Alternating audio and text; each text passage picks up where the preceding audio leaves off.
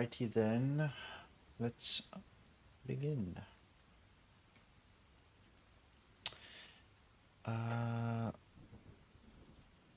Where is it?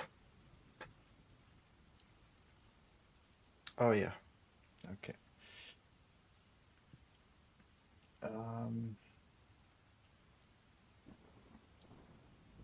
All right, so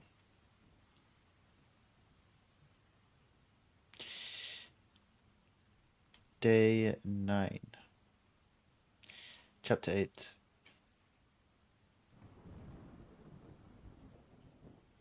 Vectors.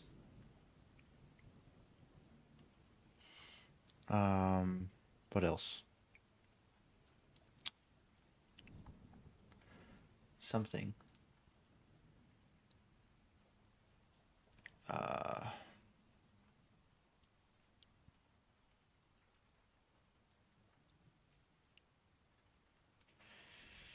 Here we go.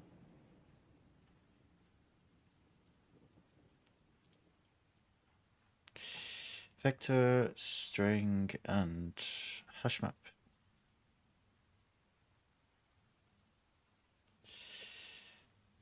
All right.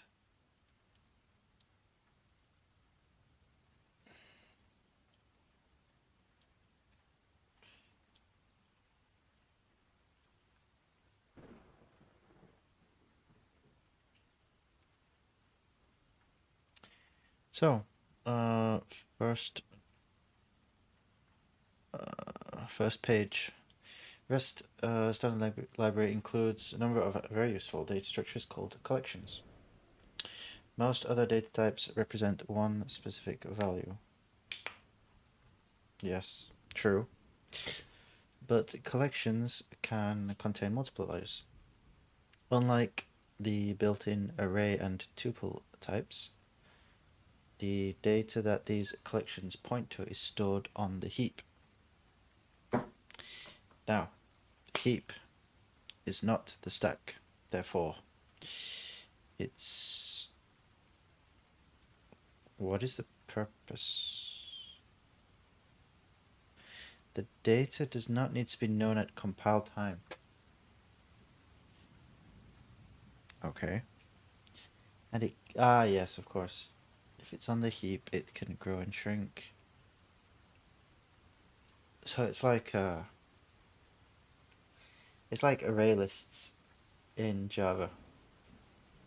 I guess you can add and remove. Each kind of collection has different capabilities and costs. Okay. And choosing an appropriate one for your current situation is a skill you will develop over time. In this chapter, we'll discuss 3 collections that are used very often in Rust programs. A vector, which allows you to store a variable number of values next to each other. Okay. Don't quite know what variable number means. Oh, it's saying it's dynamic or something, I guess. It can vary. A string is a collection of characters. Yes, we know this. We've mentioned the string type previously, but in this chapter we'll talk about it in depth. Okay. A hash map allows you to associate a value with a specific key. Yes, that is correct. And it's a particular implementation of the more general data structure called a map. Yes. Yes, yes, yes. I think that's also in Java. I think you have maps and then hash maps. Wait a minute.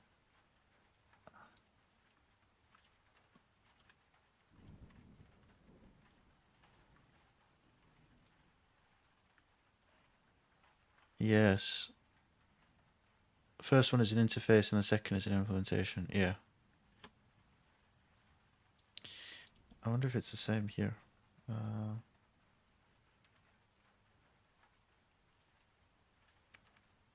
Well, anyway, let's begin.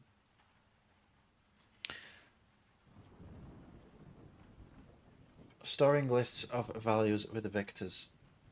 Alrighty then. The first collection type we'll look at is a vec_t,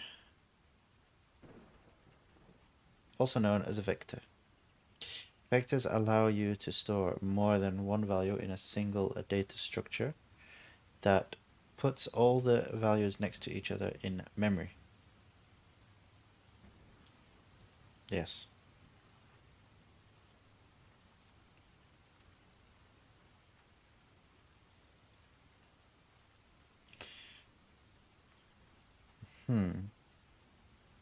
So wait a minute, what is the difference between a vector and a...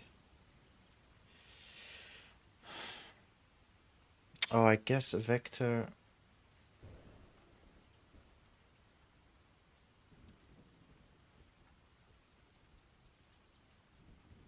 I was thinking, what's the difference between a vector and enum?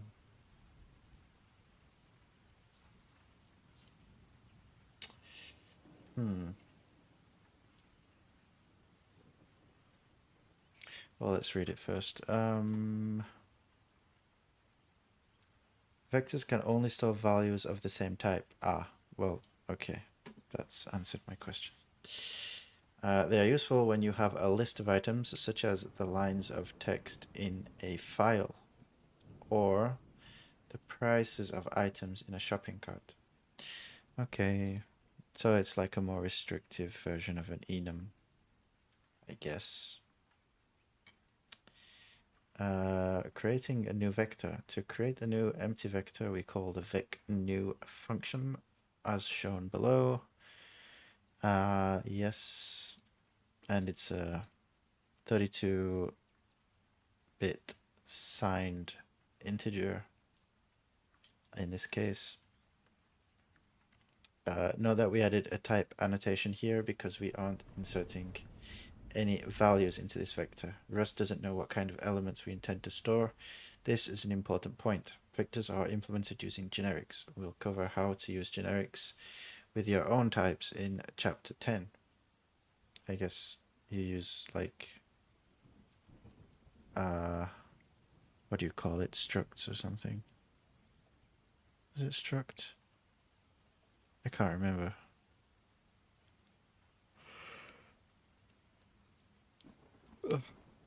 Anyway, for now, know that the vec_t type provided by the standard library can hold any type. When we create a vector to hold a specific type, we can specify the type within angle brackets. Yes, just like this.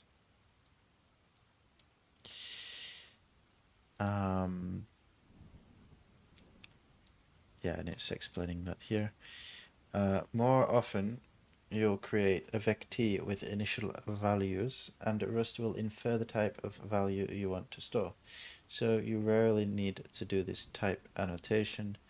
Rust conveniently provides the vec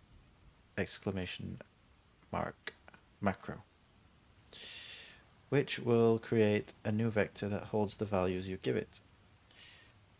Listing 8.2 creates a new vector that holds the values 1, 2, and 3, and the integer type i32 is i32 because that's the default integer type. Yes. So if you use this, you're telling it to figure it out, I guess.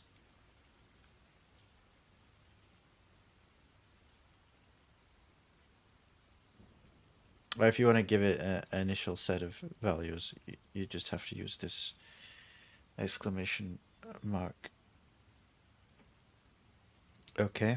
And this is called a macro. All right. So because we've given the initial i32 values, Rust can infer that the type of v is vec i32, and the type annotation isn't necessary. Okay. Next, we'll look at how to modify the vector. Okay, so it's mutable, new. We don't need to specify the type here, I guess. The heck? Or is that because it's mutable?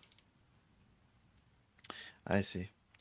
And use push to give it a new value. Okay. If we want to be able to change, we need to make it mutable.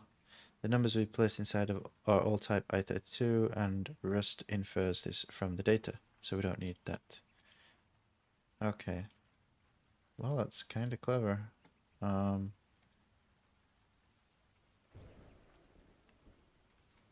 So I guess if I change this to a floating point, it's going to make an error message.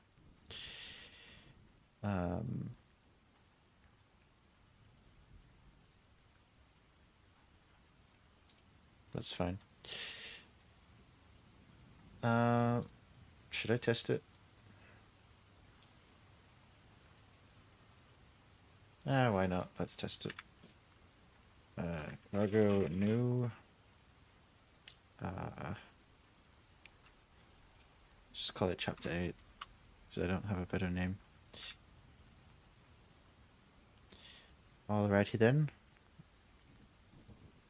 And in here we have source main. And in source main we have this. I'm gonna delete that. And we're gonna do let mut be equal vec new bracket semicolon. V push. Oh, we need to what do we call it? Say use. Is it use or is it import?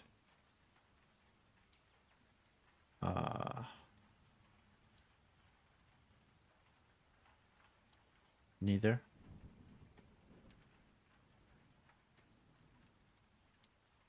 Really? Okay. In that case, why is push not working? So if I do push 1 and then do print line, like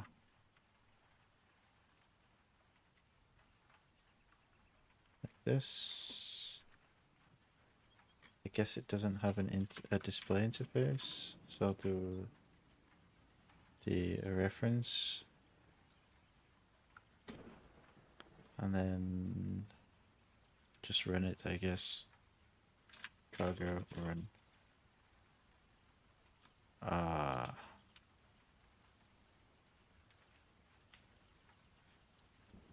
So now if I do this,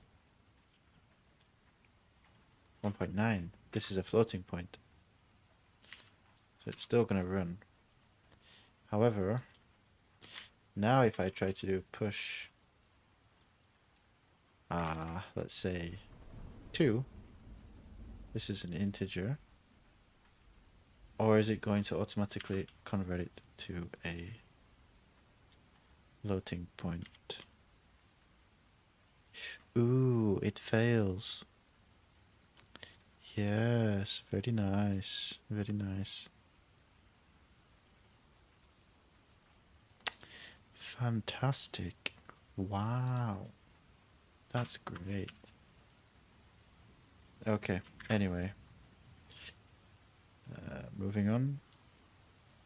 Okay, so we've confirmed this is true. Now, moving on. Reading elements of vectors. There are 2 ways to reference a value stored in a vector. Okie dokie.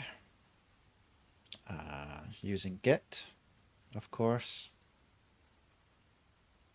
or what's this? We know this. What the heck is that? Jesus, that's a bit... Wait a minute.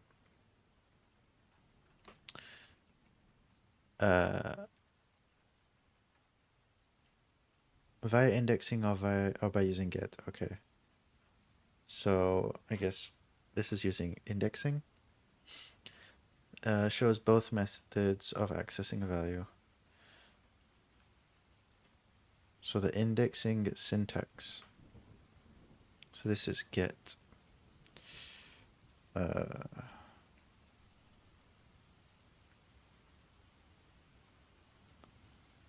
Right.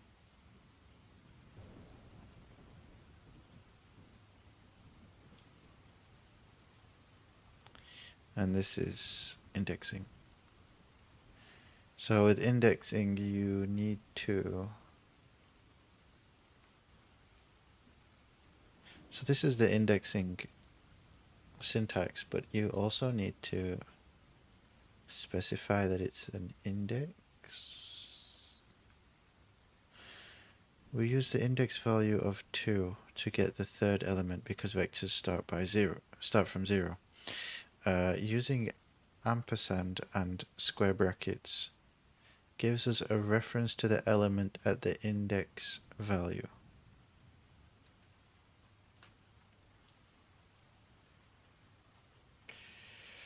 What the heck?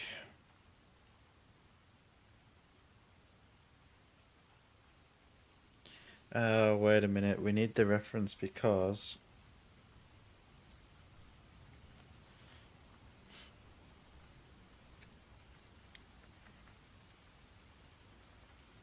it's not movable. Sorry, it's not a copy, it's movable, so if you don't use reference, you're gonna move it when you assign it to another variable. That's why we need to reference.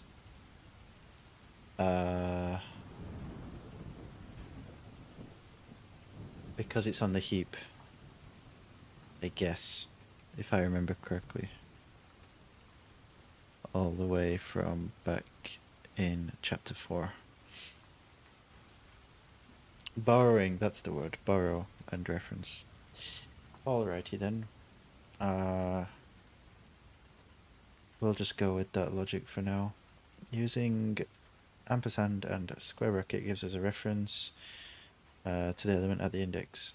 When we use the get method, we get an option at t. Oh, so even the yeah, it makes sense. They're both references.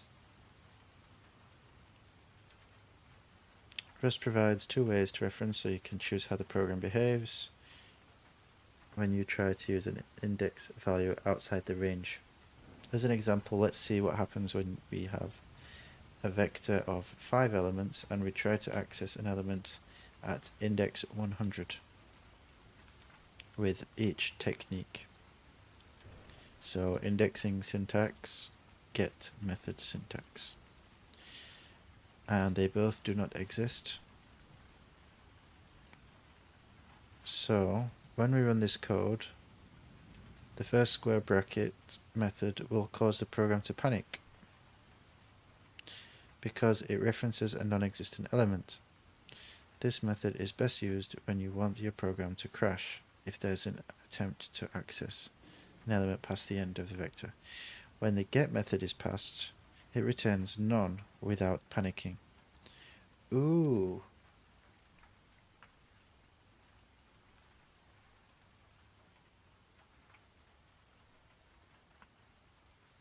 I see. But why would you want it to panic?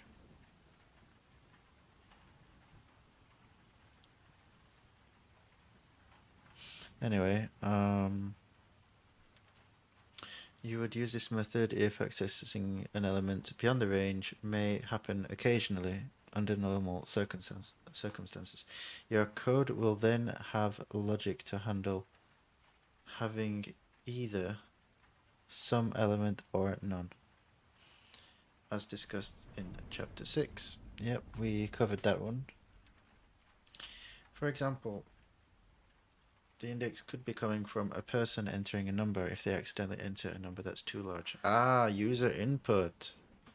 Okay. Well, that makes sense. When the program has a valid reference, the borrow checker enforces the ownership and borrowing rules to ensure this reference and any other references to the contents of the vector remain valid. Right.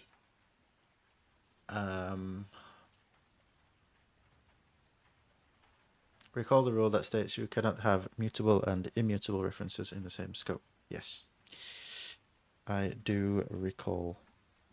That rule applies in 8.6 below, where we hold an immutable reference to the first element in a vector and try to add an element at the end.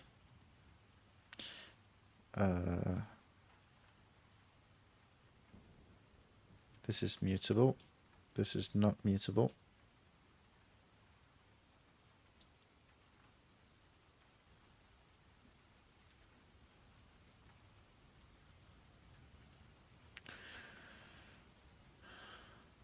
Interesting. Wait a minute. So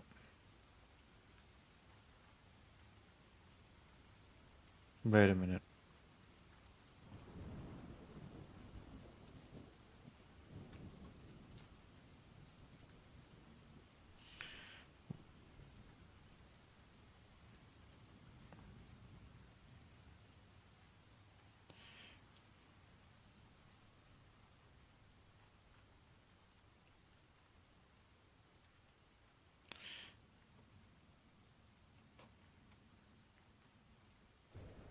Oh, hey, Toby. I never in my life used get, but I can think of places where it's useful. I absolutely hate how they use the match statement for option. Numbers implement copy, so it will get copied unless you explicitly take a reference or point. Yes, yes, yes. I remember now. Thanks. Yeah. Oh, really? So you never used get? Yeah. I was trying to think when I did. I mean, I've never programmed in Rust before, but I used to do stuff in Java a long time ago, and I was trying to think of when I might need to make it panic, but I couldn't think of one. I'm sure I'll think of some examples if I practice.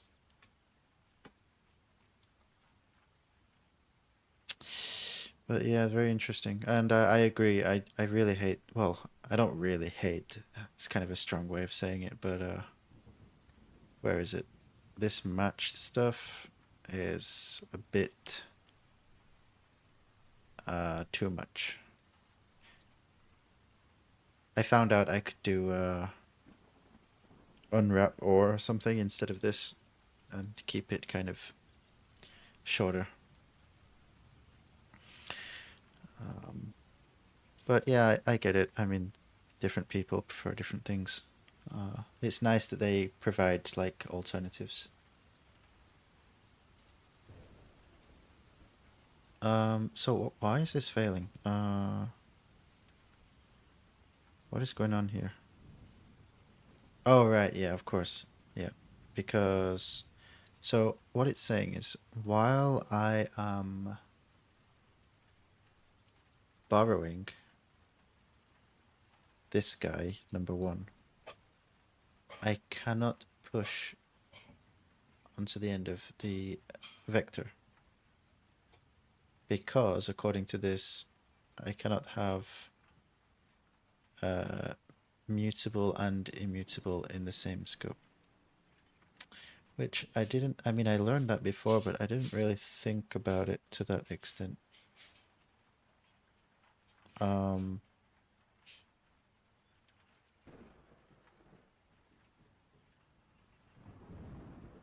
I kind of treated these values separately, but I guess they're all within the same variable, so it makes sense. The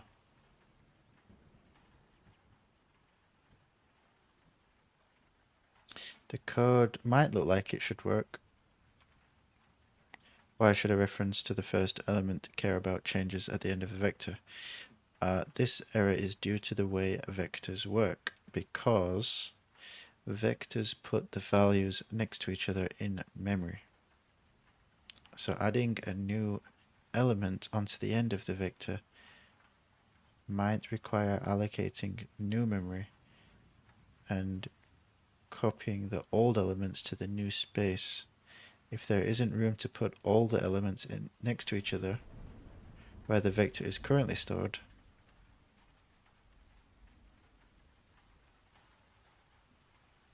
oh, okay, yeah. In that case, the reference to the first element would be pointing to deallocated memory.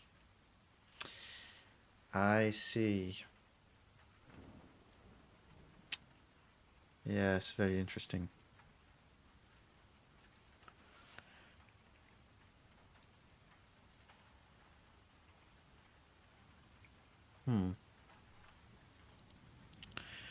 Iterating over the values in a vector.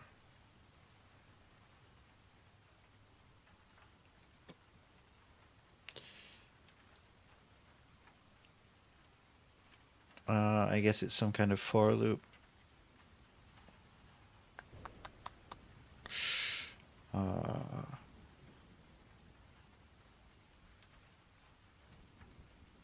To access each element in a vector in turn, we iterate through. Yeah, it's just a for loop. And you use the reference. You don't use the variable itself. So,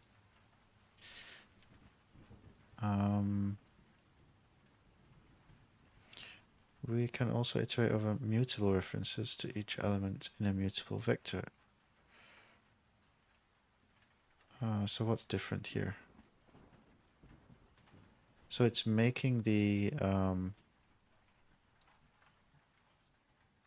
oh, wow, okay.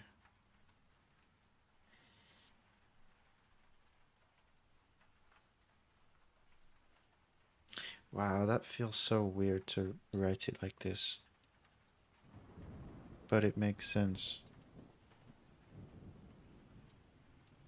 It does make sense.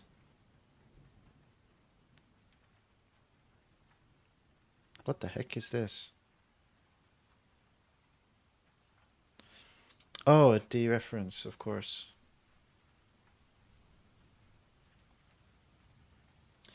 Ah, yes, of course. To change the value that the mutable reference refers to, first we have to use the dereference operator to get the value into I before we can use the plus equals. We'll talk more about the dereference in chapter 15. Iterating over a vector, whether immutably or mutably, is safe because of the borrow checkers rules. If we attempted to insert or remove items in the for loop, so inside here,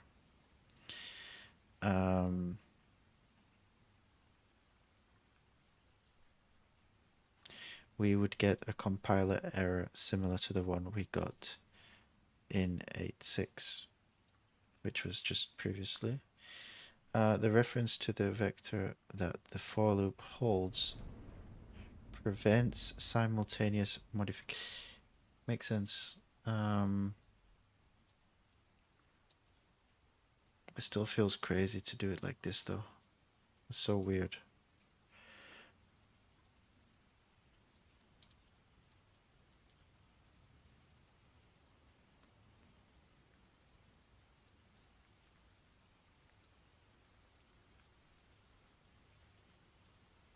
Anyways,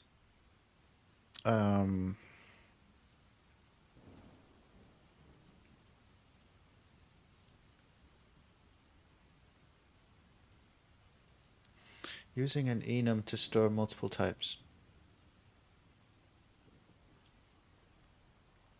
Right.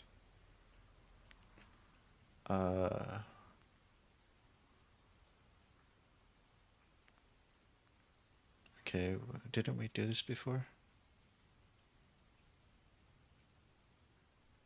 I guess it's just, I thought we covered this in the the enums, chapter 6. What is it trying to say here? Vectors can only store values that are of the same type. This can be inconvenient. Yes, fortunately the variants of an enum are defined under the same enum type. Yes. So when we need one type to represent elements of different types, we can define and use an enum. Okay. Still don't know where it's going with this. For example, we want to get values from a row in a spreadsheet in which some of the columns in the row contain integers. All right. Some floating point numbers and some strings. Okay, so all three. That's why they have these three. We can define an enum whose variants will hold different value types. Yes, clearly. And all the enum variants will be considered the same type, that of the enum.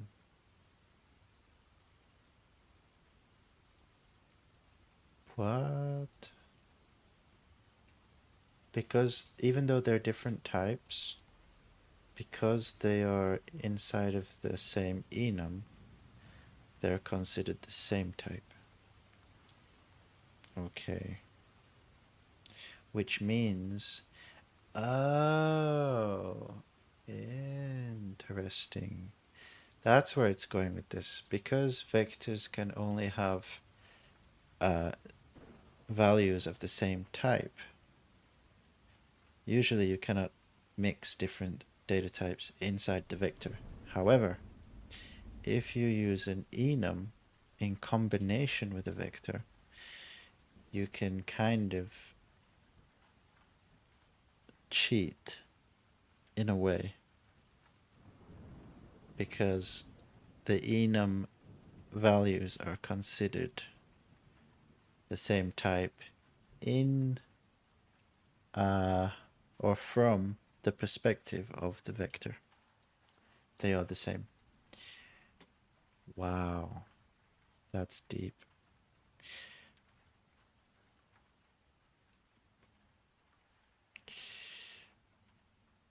Okay, so that's making sense now. Rust needs to know what types will be in the vector at compile time, so it knows exactly how much memory on the heap will be needed. We must also be explicit about what types are allowed in this vector. If Rust allowed a vector to hold any type, then there would be a chance that one or more of the types would cause errors with the operations. Okay. Using an enum plus a match expression means Rust will ensure at the compile time that every possible case is handled. That's pretty sick, I cannot lie. That is pretty cool.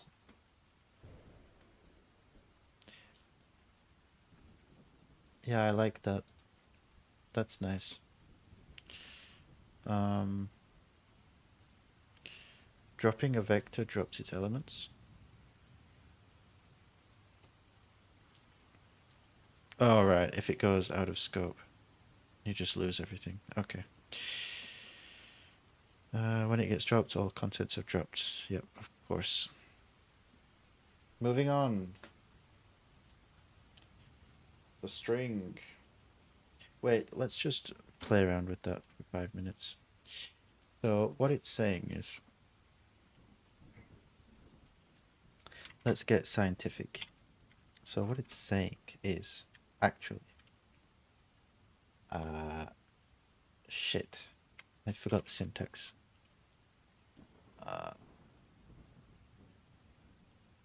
Let's think about this. Enum, what should we do? Enum person.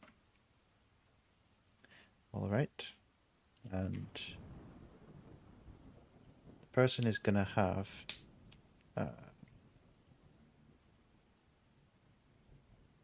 Wait, is this right?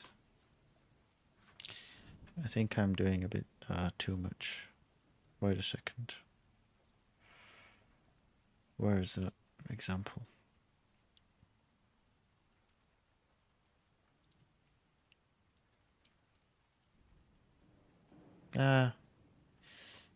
It's still work, I think.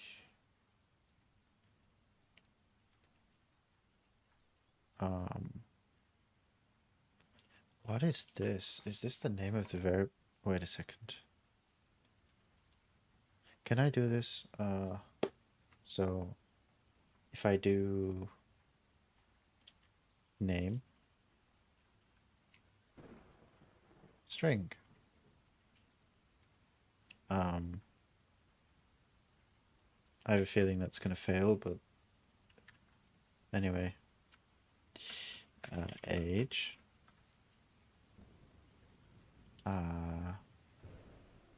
Age can be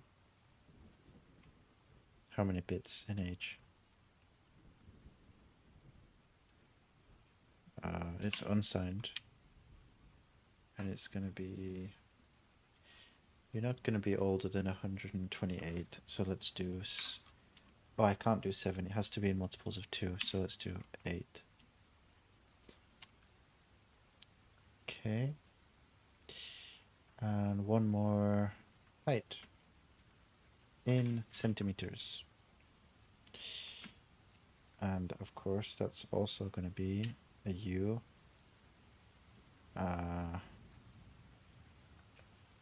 8. Now, is this going to fail? I have a feeling the answer is yes. But we won't know unless we try. So, now, let's forget this.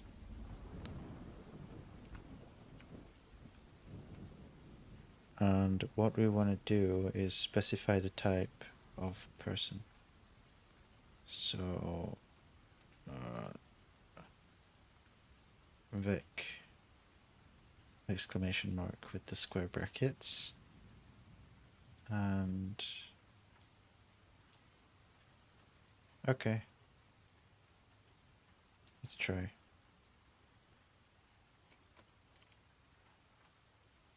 So instead of person, it would be people.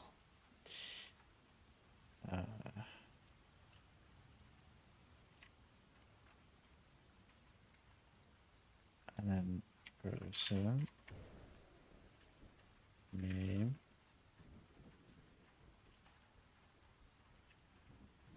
person, age, person, height in centimeters. Okay. So name is, let's call him Derek. And age will be 45. Height, let's give him 180, which is 6 foot, give or take. Now, this is going to fail. Most likely. But who knows?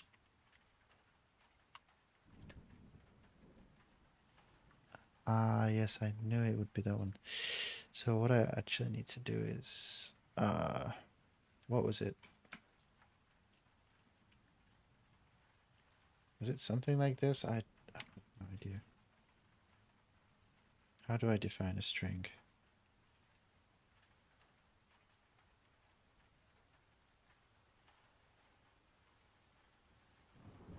Use the correct syntax by adding ... What the heck?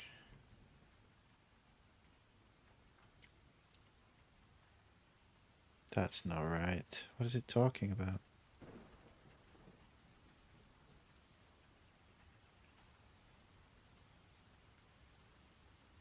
Return type notation is experimental. It's not allowed yet. What the heck?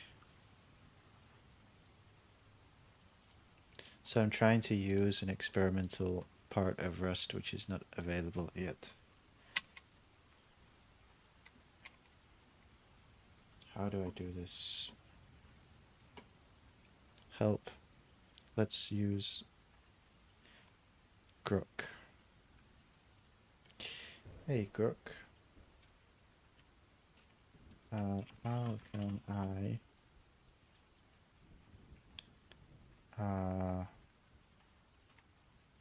actually, you know what?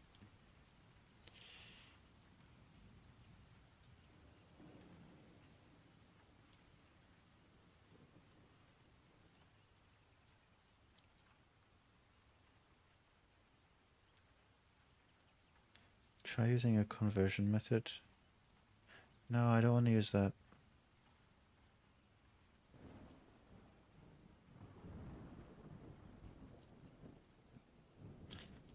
Let's do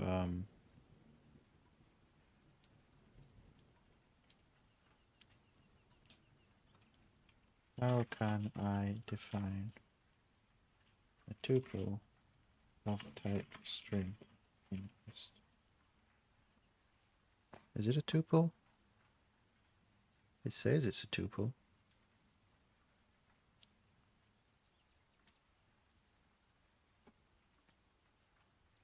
I think it's a tuple.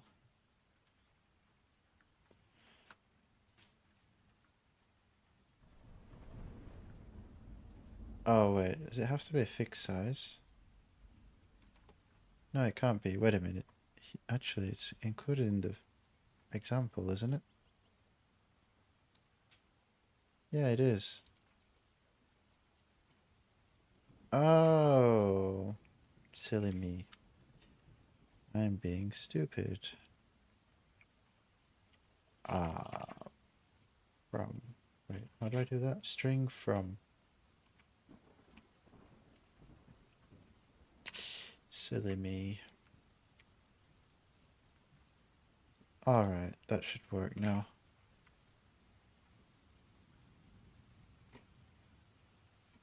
The heck?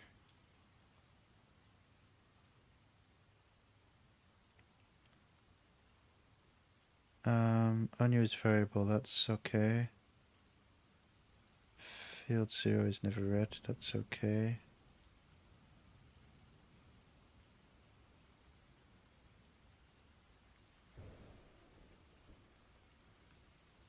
It's never used or never read, that's okay.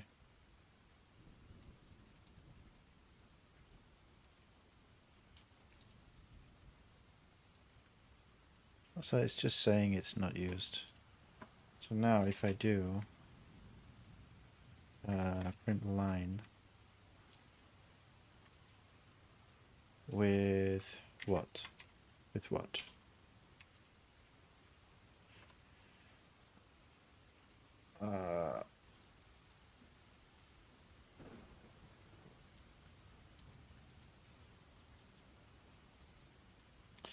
With people. Oh, wait a minute. I need to be careful here. First of all, I need to write it like a variable. What the heck am I doing?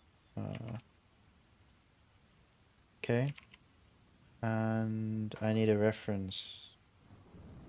So ampersand people. And then... Is that right? The syntax is so strange. Expected in the format string. Oh, because it's whoops.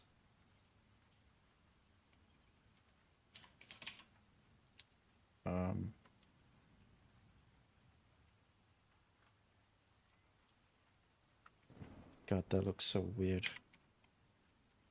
It's got to be wrong.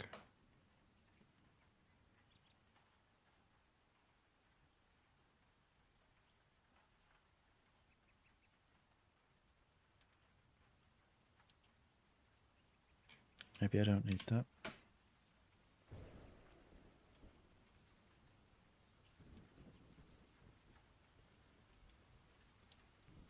Alright, what happens if I do this? Let's just try this. What is it saying?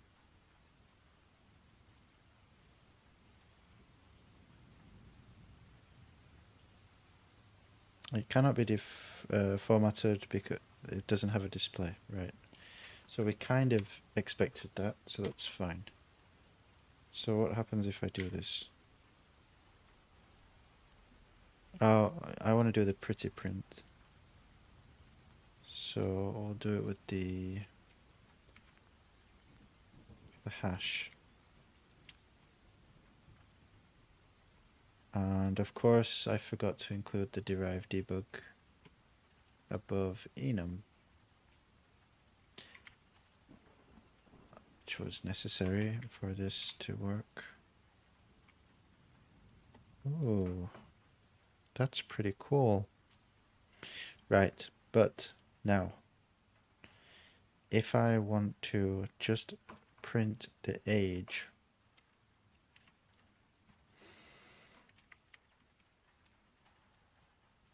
how do I do that?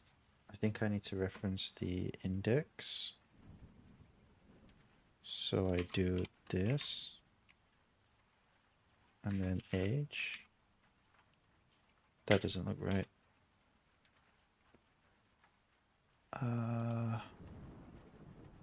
Do I need to do it this way? That doesn't look right either. Of course not.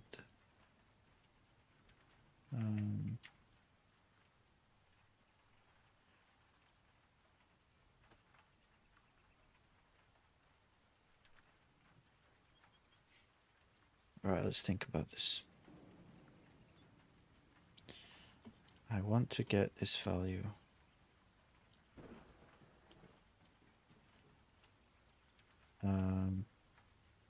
Is it a square bracket? Let's check.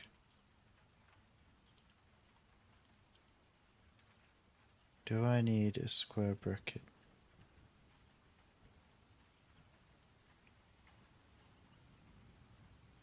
Oh, I'm being a dumbass. I just literally learned this. But I don't want to loop. I want to just reference a single one, which means it's up here somewhere. Ampersand, variable name, square bracket. Jesus Christ, I'm so bad. Ampersand, variable name, square bracket. How about that? Oh, not quite. Wait a second. Let's think about this.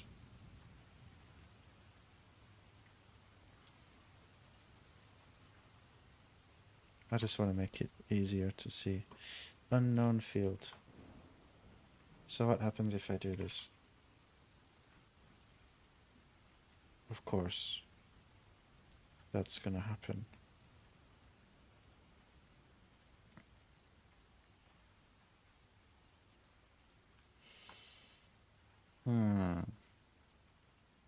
What is the solution?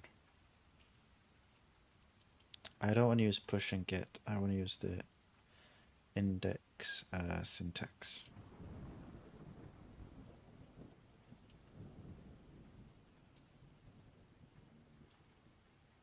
Do I need to dereference it?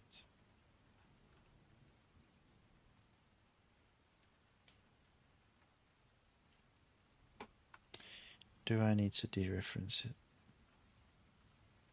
No. Because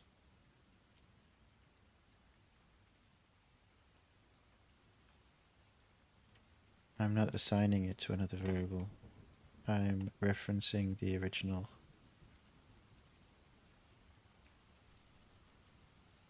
Alright.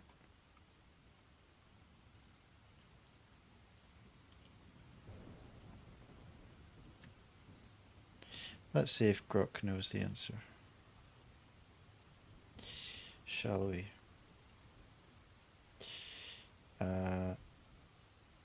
Okay.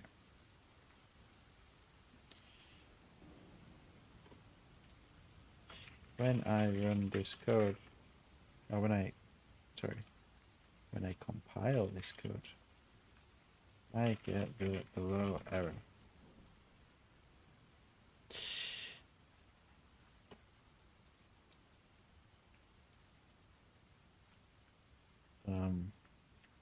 It's not actually quite true.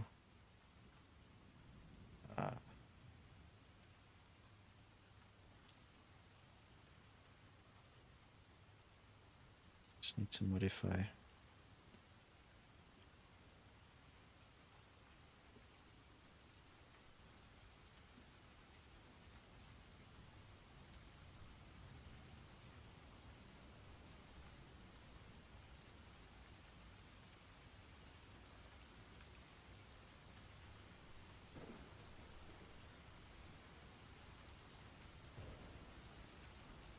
I know I'm missing something very simple.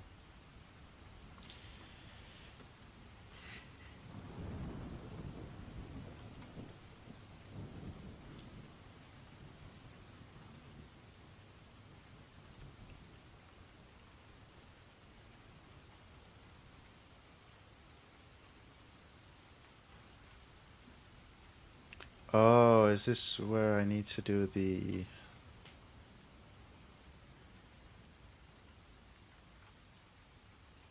No, I don't want to use struct.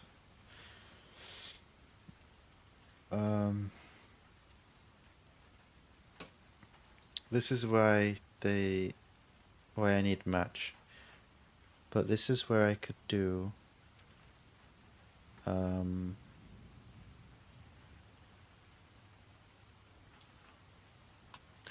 this is where I can do the unwrap or thing, right?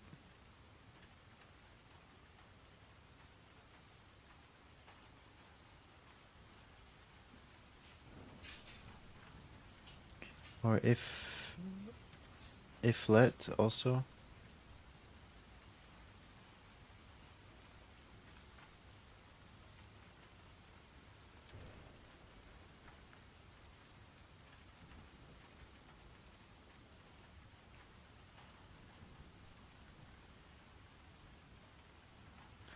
If let person age equals people 1. Oh, is it 1? It doesn't start from 0?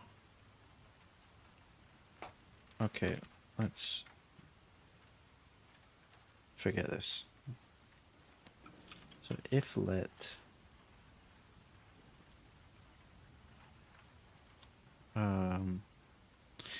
let person age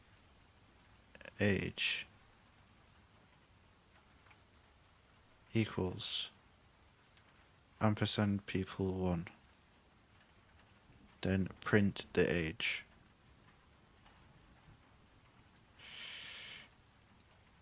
Okay, let's type this so I can remember it next time.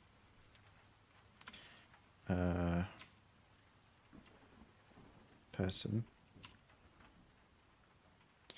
age bracket. Let's call it X for simplicity. Equals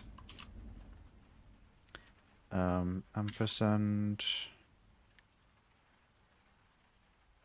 and then I need to reference the vector variable in this case, people, and it's not 0, it's actually 1. And if that's true, so I need to do this, or else this. So here I can do a print line. And here I can just put X. Otherwise here I can do a print line.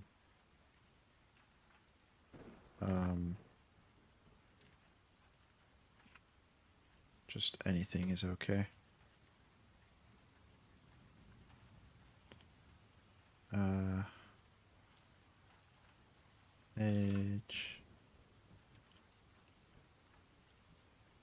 I don't care. I'll just do this.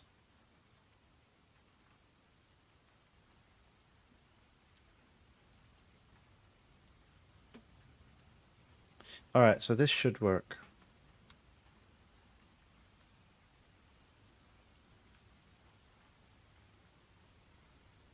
Unless Grok is wrong about the index.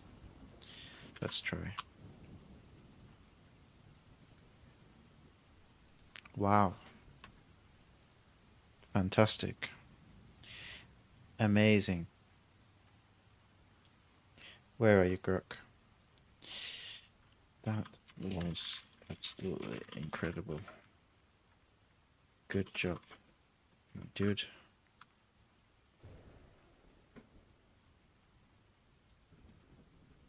That was a nice compliment, thanks. Give me a quick answer, it's not that deep.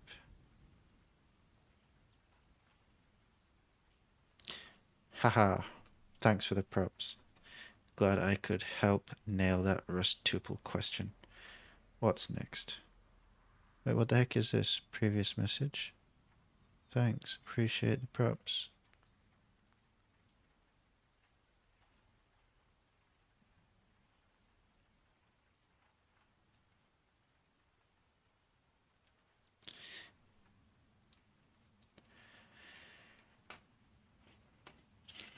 Wow, so does this create an error message then if I set 0? Why does it do that? So weird.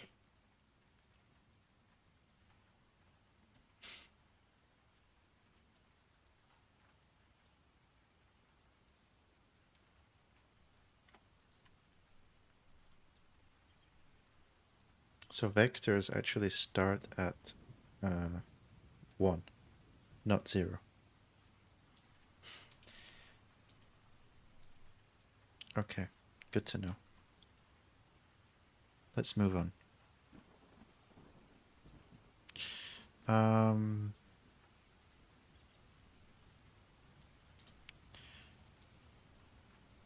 Strings.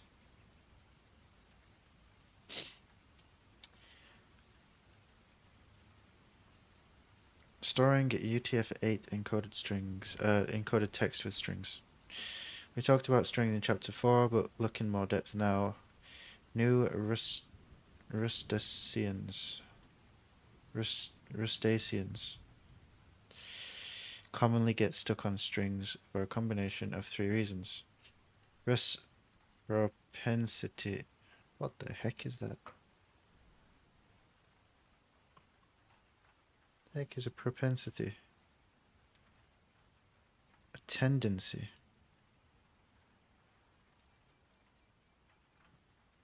Jesus. I'm learning English at the same time.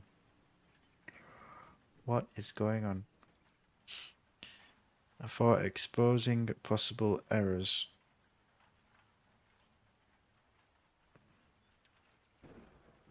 Yes.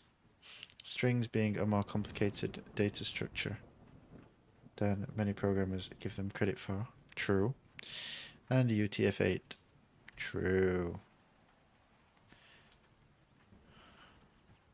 Hey, Abby. We discuss strings in the context of collections because strings are implemented as a collection of bytes. True. Plus some methods to provide useful functionality when those bytes are interpreted as text. Also true.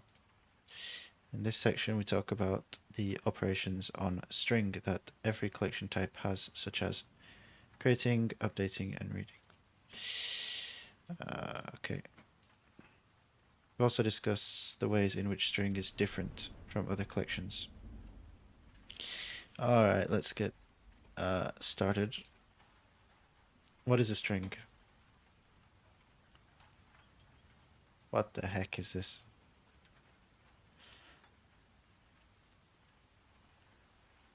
Hey, just lurking, learning Rust myself, so thought I would listen in while working.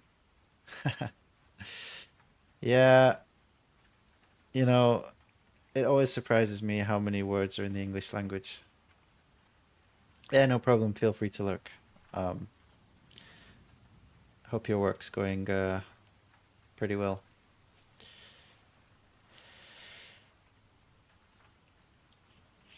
Right. We'll first define what we mean by string. Okay.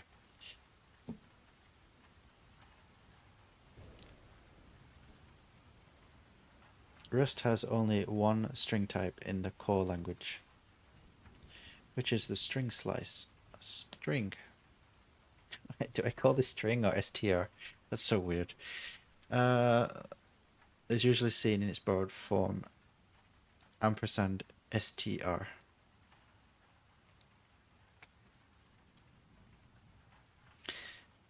In chapter 4 we talked about string slices. Ah yes, that's right, it's a slice, is it not? So I'll call this a string slice, which are references to some UTF-8 encoded string data stored elsewhere. Okay.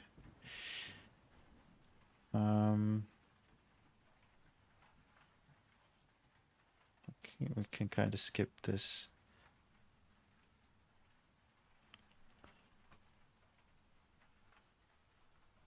Ah, okay. Sounds rough.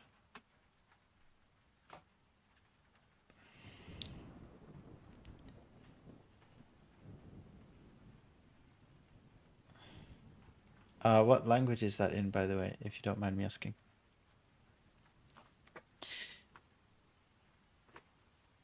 All right. Where are we here?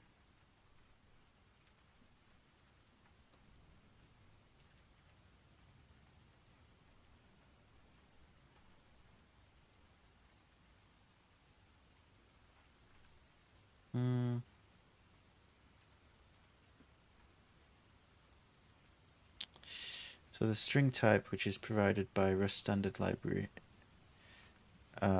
is growable, mutable, owned, UTF-8, encoded string type. That's a mouthful. When Rustaceans, how do I pronounce that? Rustacean? I guess Rustacean. Refer to strings, they might be referring to either the string. Okay, because of Java, my Java background, I'm going to call string. This string is going to be string class. Because that just makes sense to me. Or the string slice. Not just one of those types. What? When it refers to strings, they might be referring to either string. Well, that's why I'm separating them, because it's just too vague. Although this section is largely about string. Bro. Okay, it's the string class. Both types are used heavily in Rust standard library. And both are UTF-8 encoded.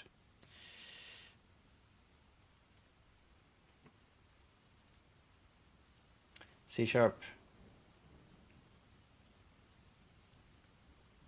It's like crustáceo was dropping the sea, I believe. Ah. The funny thing is, I don't even know how to say that one either. Wait a minute. Hang on a sec. Let's settle this once and for all.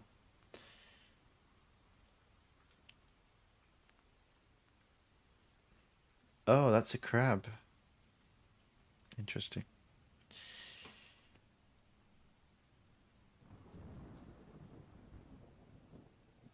The thing is, you can say crustacean or crustacean. Crustacean sounds weird. Here's an idea. Our good old friend Google Translate.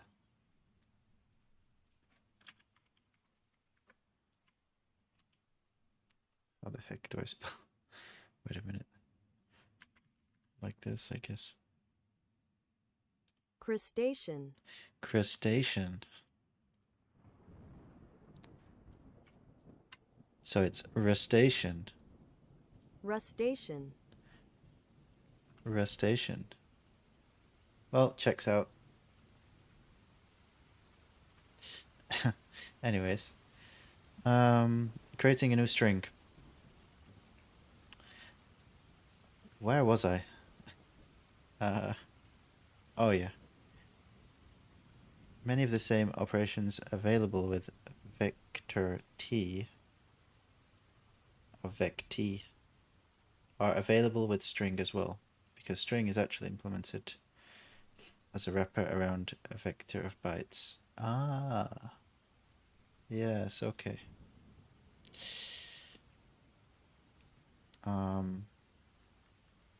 With some extra guarantees, restrictions, and capabilities.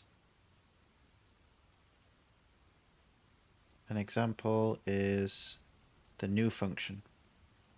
Okay, makes sense. So when you do string : new, you're actually just calling a function of the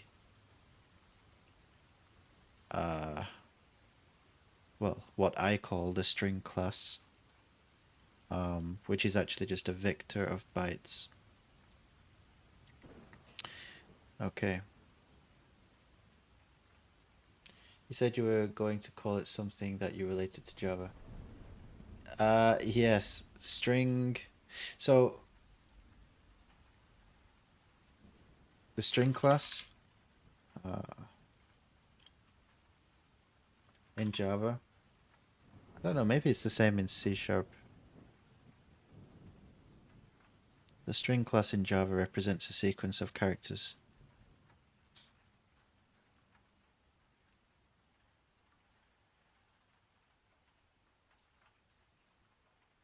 It's basically like a wrapper or like a class of some other data type, I guess. In Java, I guess it's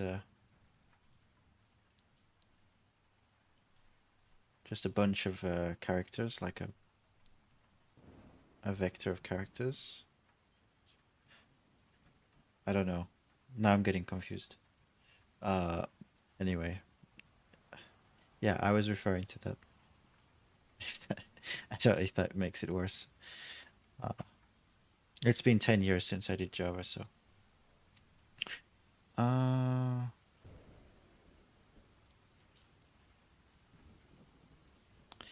Anyways, this line creates a new empty string called s.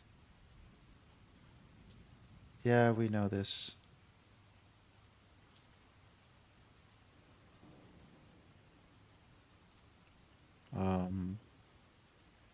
Oh yeah, this part I'm curious about.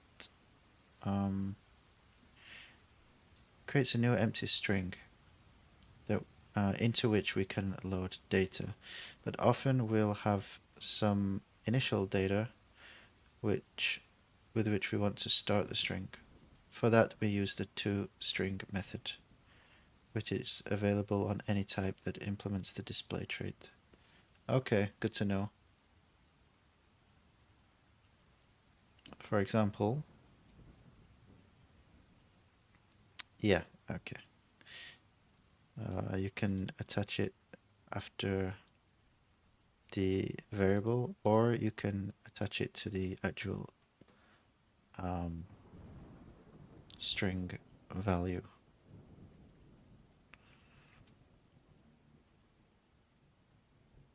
What do you call it? A literal, that's the word.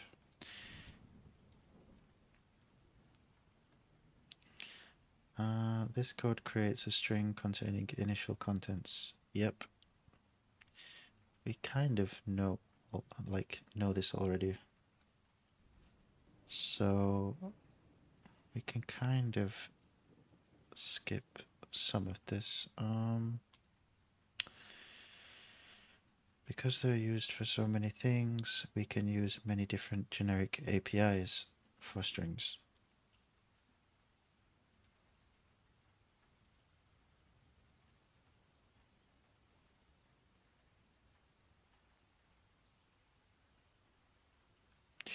Remember that strings are UTF-8 encoded, so we can include any properly encoded data in them. Ah, that's good to know.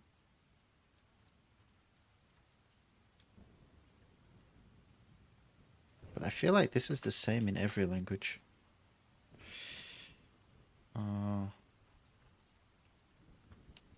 I guess. I feel like it is anyway. Updating a string. Oh, wait a minute. We use push string to append. Oh, what is that in Java? How do you do that in Java? I think you do plus equals. Or you can use concat.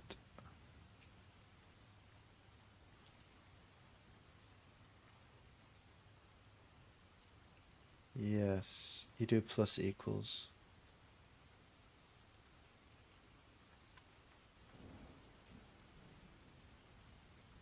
Bro. Like this. But in this case, we do push string. And it will contain foobar. Yep. Alrighty, we can kind of skip that stuff.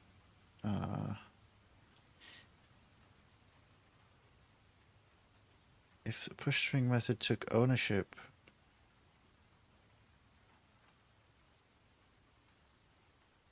why would it take ownership? Wait a minute, what?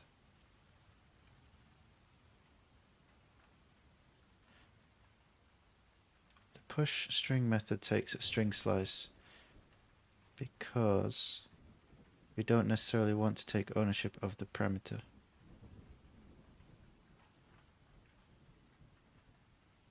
Okay. We want to be able to use S2 after appending its contents to S1. Okay. Okay. If the push string method took ownership of S2, we wouldn't be able to print its value on the last line.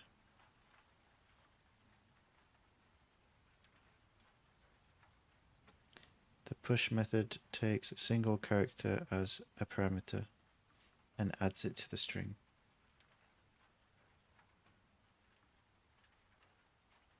So instead of push string, it's just push. Okay. If I may ask, what languages did you know before picking Rust? Hey, check. I knew, or I know. So back when I was in college, I learned Java. It was computer science, so actually I learned multiple languages in that time, but it was mostly Java.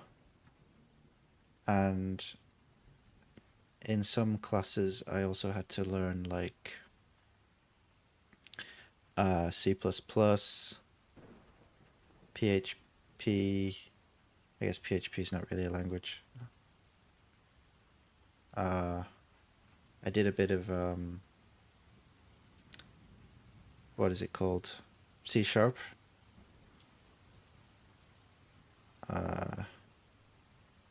What else did I do?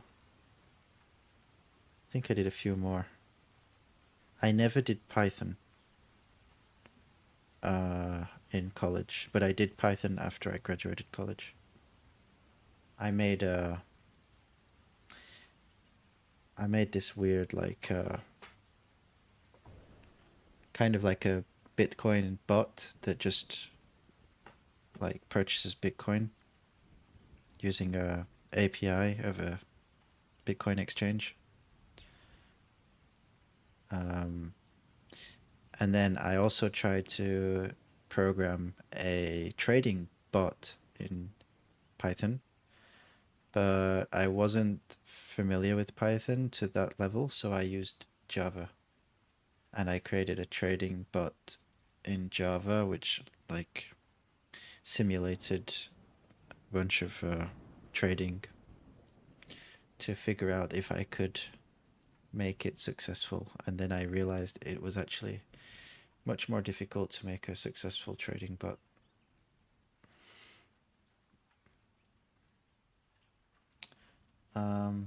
But I'm hearing a lot of good stuff about Rust these days, so I thought I should learn it. Uni pushed Java. Yeah.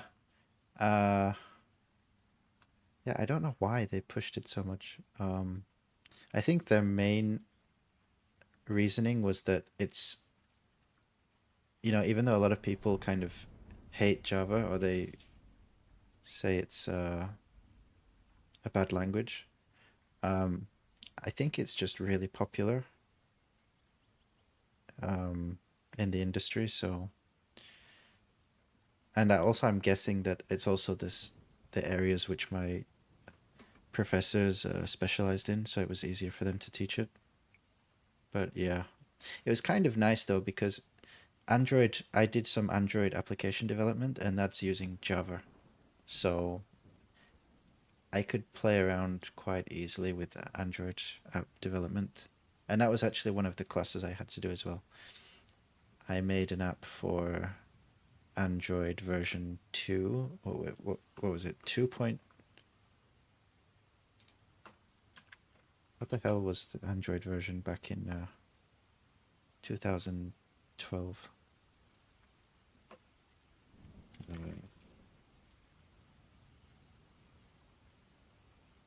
Oh no, it was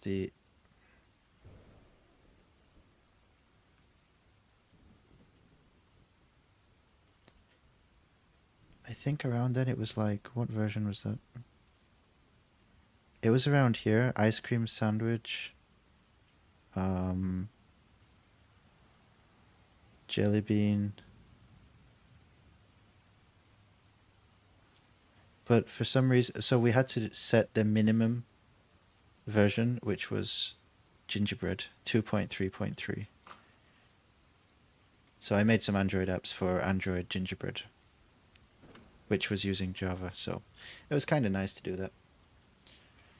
I heard Java was pushed with a huge marketing budget. I don't like Java because the amount of boilerplate is unjustifiable. Yeah, I agree. It's kind of a pain. And the memory leakage issues, or what is it?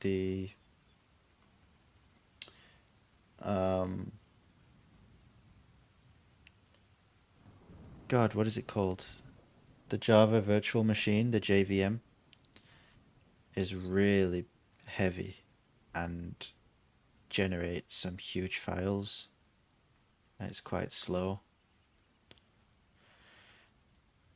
which, yeah, I had some problems with that when I was a system administrator in my first IT job, and I had to clean up some servers which had very, very big JVM files. It kind of filled the storage of the server. That was not a fun time. Anyway.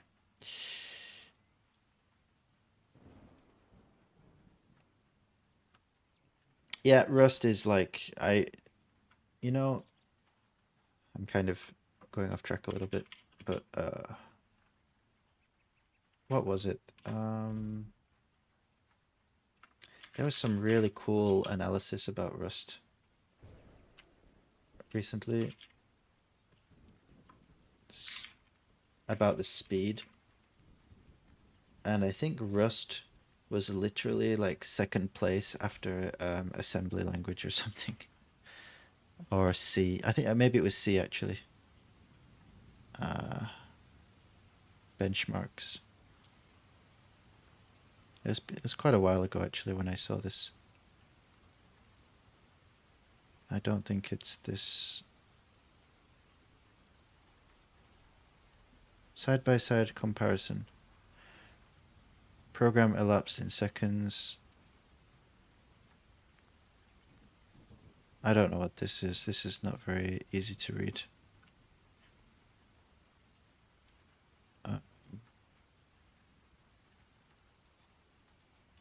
C is typically the fastest, followed by C++ and Rust and Fortran. Yeah. So, and a lot of people are getting into Rust now, but it's one of those languages that there's still not a lot of people doing Rust.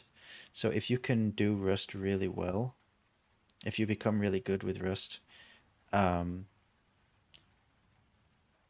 and because Rust is such a good language, if I think if you compare the job availabilities in the market, you can get a much higher salary for doing Rust programming because it's because you're a more like, how do you say? There are less people who can do it, so you kind of have a like bargaining power. Your employability is just pretty big.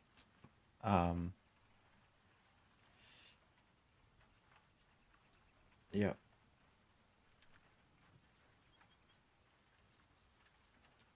So pretty cool. I mean, that's not the reason I'm doing it, but it seems like one of those languages that's going to be relevant for a very long time. So, um, yeah. Anyway, that's kind of like my thought process.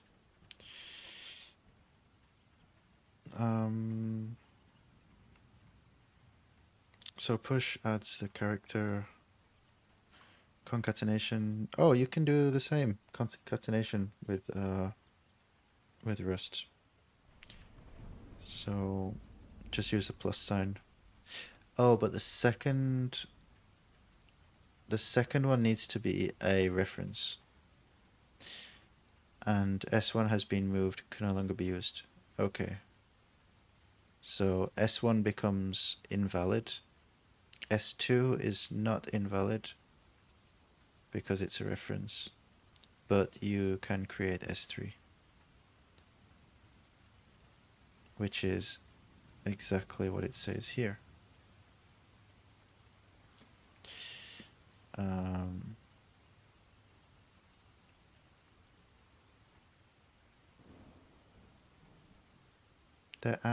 The plus operator uses the add method, whose signature looks something like this. Okay, so it's kind of like a shortcut way of using this function. Okay.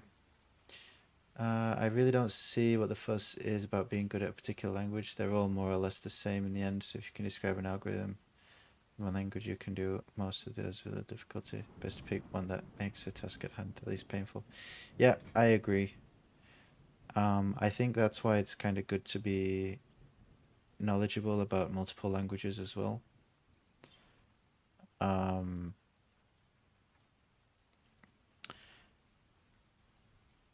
But yeah, I think you're right.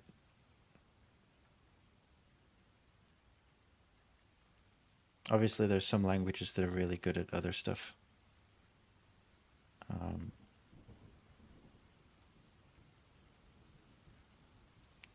But, you know, these days AI is really popular, so I think Python has gotten really popular for that reason.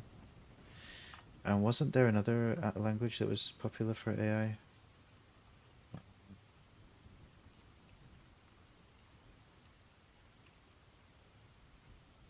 AI languages. I know Python was the main one. C++ and R as well. A little bit of Java too.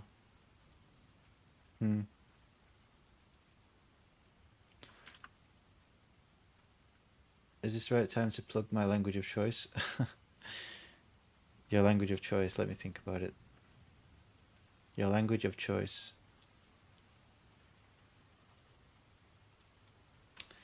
Of course you can say it. I'm just trying to think what your language would be. I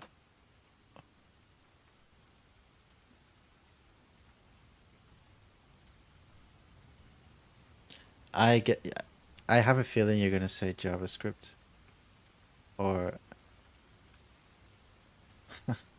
yeah. No, actually, no, I don't think JavaScript. What do I think? You're going to say something like Ruby on Rails or something. I know.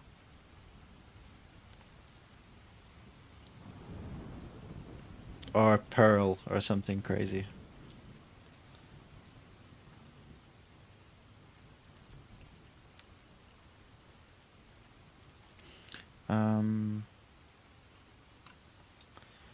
If we need to concatenate multiple strings, okay, we've gone through this.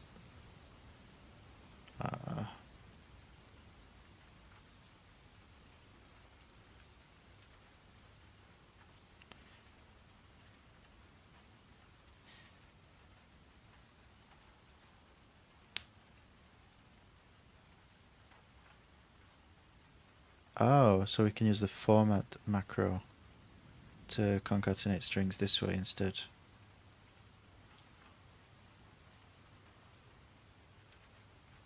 That's pretty cool.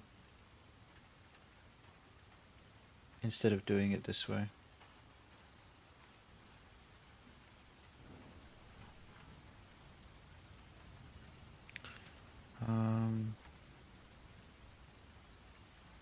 Indexing into strings.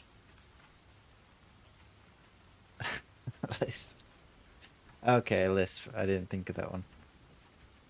It used to be very popular before the expert systems AI winter. Yeah, Lisp. I have to be honest, I don't know anything about Lisp. Apart from the fact that it exists. I never even tried to learn it, actually.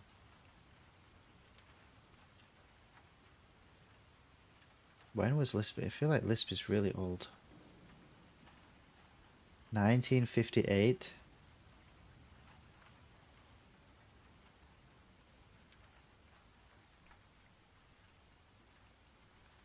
Okay, well, you exceeded my expectations with that one. Why do you recommend that? It's been 1 foot in the grave 40 years, but refuses to die completely. Ancient and dead. Well, okay, but now, see, you're kind of telling me why I shouldn't use it. So now you have to tell me why it's your language of choice. So you kind of made your task a little bit more difficult by saying that.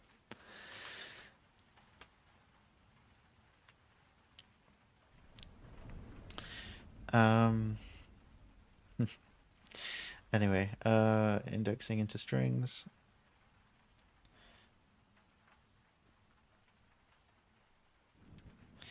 If you try to access parts of a string using index, you'll get an error. Okay. String indices are ranges of usize. Okay.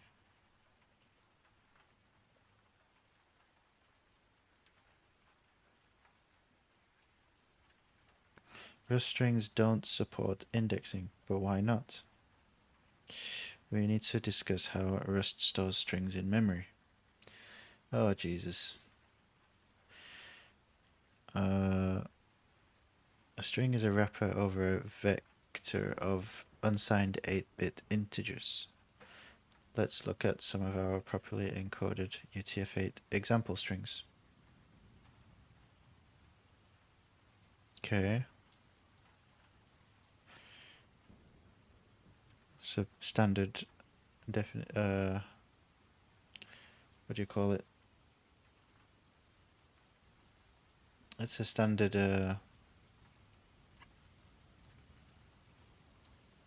Jesus, what do you call that? It's not a definition. Whatever. It's standard. In this case, length will be 4, which means the vector storing the string is 4 bytes long. So it's 1 byte per character. Each of these letters takes 1 byte. However, the following line may surprise you. Okay, I think that's Russian. Or some sort of Russian-based language. If you were asked how long the string is, you might say 12. In fact, the answer is 24. Yeah, because it's using characters that are not storable within 1 byte, I think is the answer. Because each Unicode scalar value takes 2 bytes of storage. Yes. I think it's the same with almost every other language. Oh, here you go. I can't say I really recommend it. Oh, so it's your language of choice, but you don't really recommend it. Okay. The reason I favor it is its simplicity. It's really easy to work with in a large number of ways. The subject is too large to tackle in a chat comment, so if you're interested, you can read about it elsewhere. I've got C in my toolbox too. Okay, yeah, that's cool. And yeah, since you can already do C, I guess you don't really need to worry about Rust. Or like, the benefits of Rust. Apart from maybe like one of the reasons you pick a language also is the community and the kind of the documentation and the support and like the innovation because of its community size and things like this. So I guess you could say that's one of the reasons to choose Rust at the moment. I think Python is probably similar. But yeah, in terms of like the language itself, I think if you can do a C, then I don't know. You know what? Let's ask Grok. What does Grok say?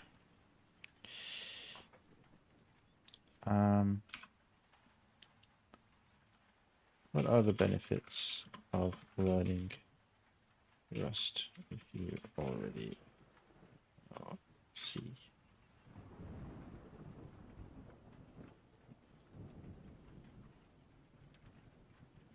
What can Rust offer me that C cannot?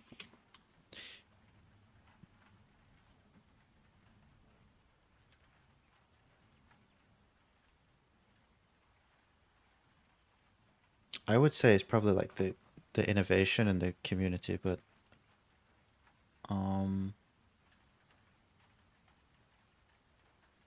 I also heard that you can use Rust for like a lot of different use cases, but I'm not too sure about C. I don't know much about it. If you're already proficient in C, learning Rust can significantly enhance your skills as a systems programmer by addressing many of C's pain points. Okay, so apparently C has some pain points. Rust was designed to provide a low-level control and efficiency of C, but with modern safeguards. Oh, right, yeah, I guess that's one thing is with, like, as far as I can tell with these tutorials, Rust has a lot of, like, built-in safeguards that kind of protect you from making bugs, which I think it talks about here, that prevent common bugs, making it appealing for embedded systems, game development, networking. Oh, I know you can do like networking stuff with Rust, but I didn't know you could make games. That's interesting. Memory safety, concurrency safety. Yeah, so it's basically just saying it kind of has some extra stuff in there that helps you to prevent making mistakes in your code. Which is not really a language thing, it's more like a compiler thing, I guess. Lisp doesn't have so many users right now, but it does have 70 years of library development to draw from. Very notable, because it was hovering around second most popular for 30 years. Interesting. That was a primate AI language. Wow. Very interesting.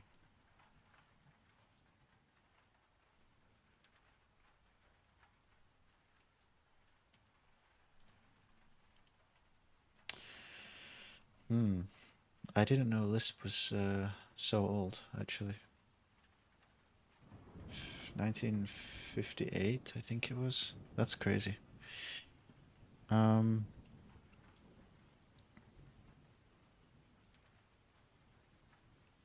right, yeah. So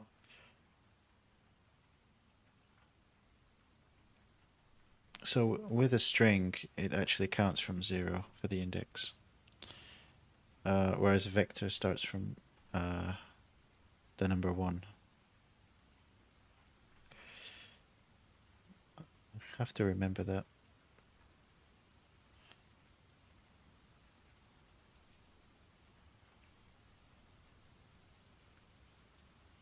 An index into the string's bytes will not always correlate to a valid Unicode scalar value. To demonstrate, consider this invalid Rust code.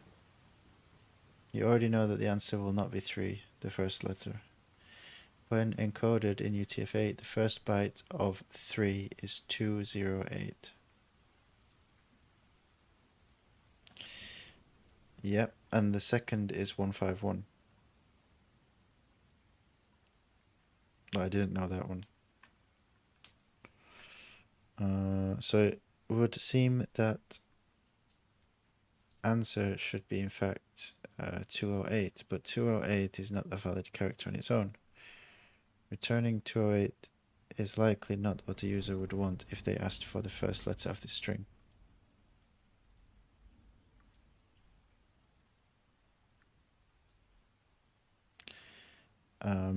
However, that's the only data that Rust has at byte index 0. Users don't want the byte value returned, even if the string contains only Latin letters.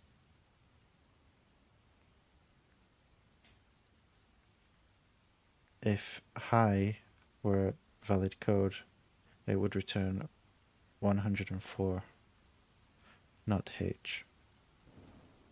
The answer then is that to avoid returning an unexpected value and causing bugs, Rust does not compile this code at all and prevents misunderstandings early in the development process.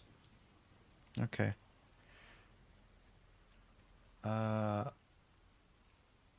It even saw a lot of use in the quantum boom a few years back. Oh, really? Interesting. That is actually quite interesting, because I was into quantum computing at one point. Well, I am still into it now, I just don't really spend time on it, but I think, like, if I'm not mistaken, there's something called QPython.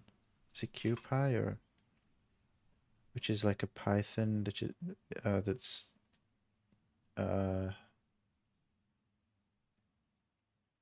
designed for quantum programming.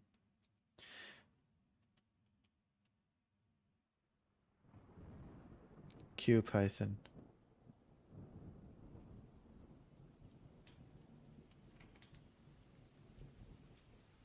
Is it QPython? Quantum computer programming. I think it's... Oh, there's a bunch, actually. Wow, okay. Qiskit, Q#, and Circ. Well, I'm pretty sure there's a Python version somewhere. But it's been 10 years or so since I checked that one.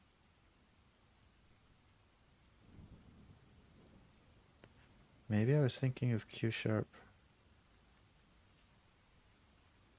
Huh.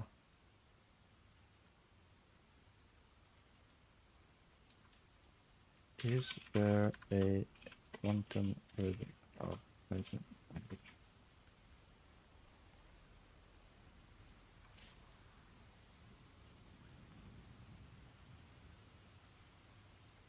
Actually, I might just be wrong about that. I have no idea. Why did I think that? Anyway, not sure. But yeah, it seems like there's some new languages for quantum these days. Maybe that's why. But yeah, very interesting.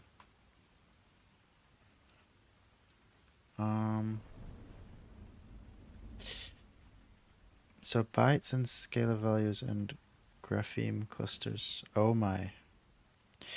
Another point about UTF-8 is that there are actually 3 relevant ways to look at strings from Rust perspective.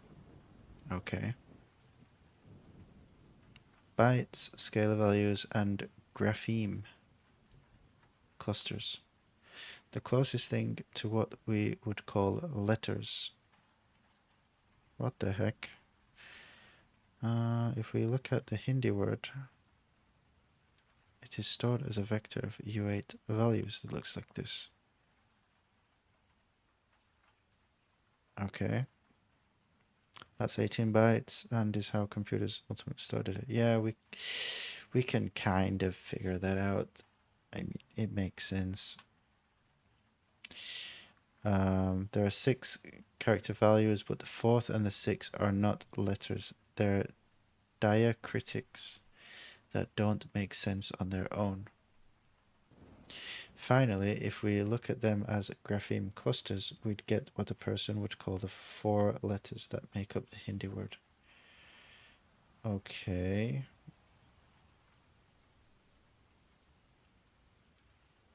That part I have no idea about. Rust provides different ways of like, do I need to learn Hindi to figure out Rust? Like, what is this? I mean, it kind of makes sense. I have no idea what these 2 characters are, though. What the heck is a diacritic? Diacritic. Oh, of course I'm in Japan, so it gives me Japanese. Where's the English option? Here. No. The heck? Where's the English? If I put define, it should give me English. Diacritical. If I knew what diacritical was, I wouldn't be searching diacritic.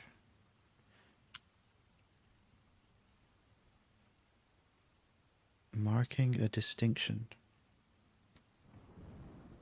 Able to distinguish. Okay, it's basically just there to distinguish it from other characters. I guess it's referring to the character before it.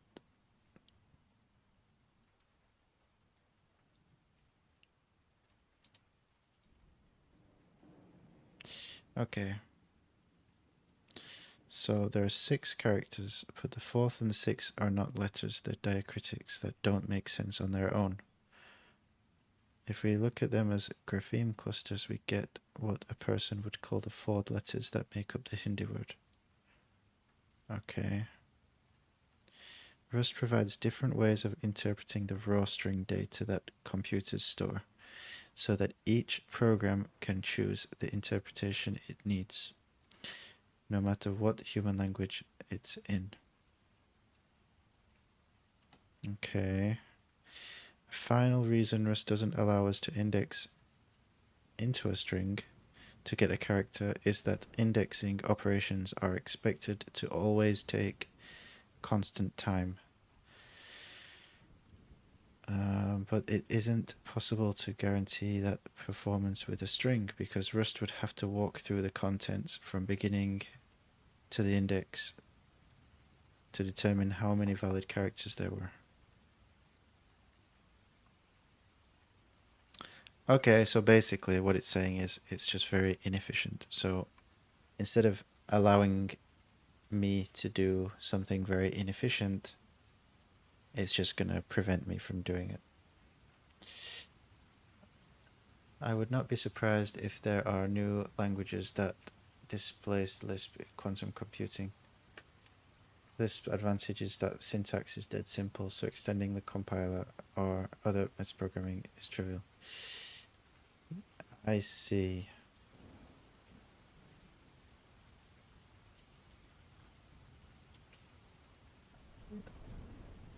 I'm actually very curious now to see what Lisp syntax is like, now that you mentioned it.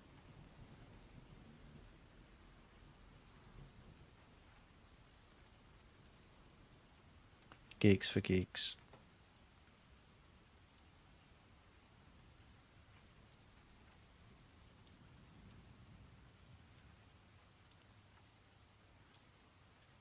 Oh.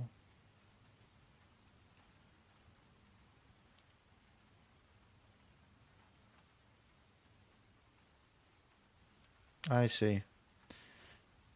It feels more like mathematics, like you're writing an equation or something.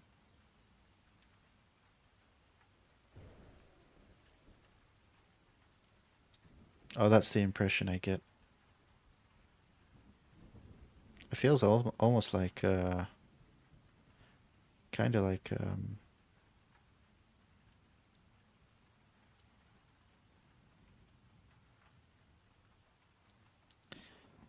like MATLAB syntax. Although MATLAB's not really a programming language.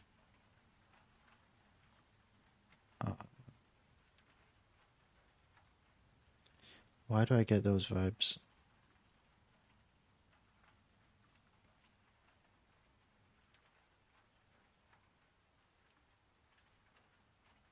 Because it's mathematics, that's why. It's basically very different, I guess. But it feels familiar.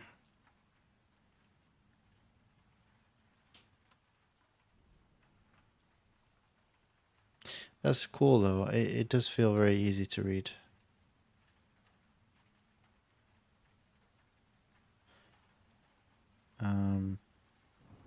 And I guess there's an emphasis on the indentation. Like there's a lot of indentation here, so I'm guessing it's kind of like Python. Or maybe the person who wrote this article just is using a lot of indentation to make it easier to read. I know in Python, if you don't have correct indentation, the compiler fails.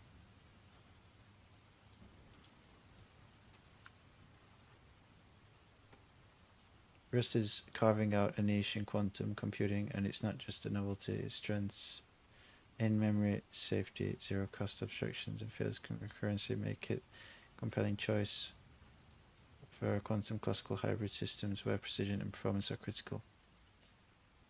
According to Copilot, lol.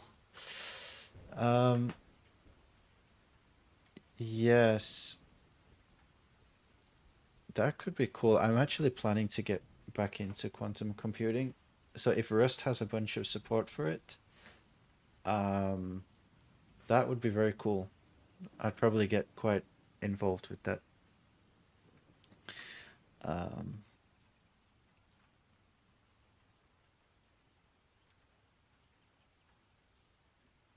Yeah, Qiskit, Rust. Oh, Q sharp Rust bindings.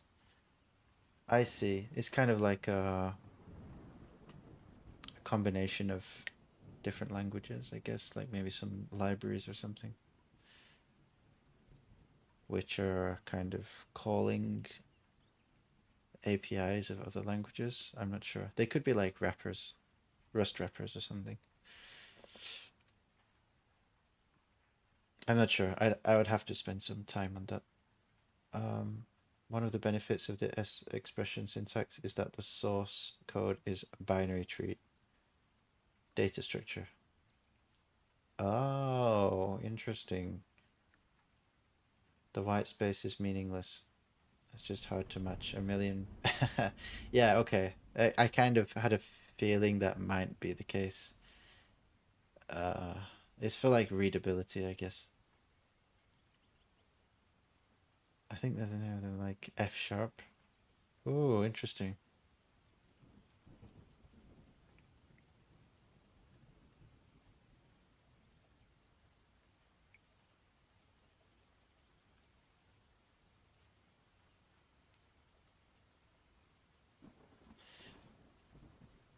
Hmm.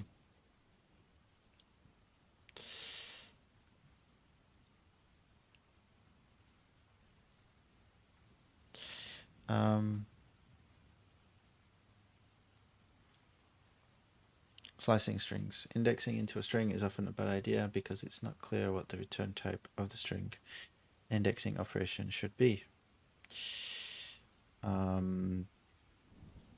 Yes, that's true.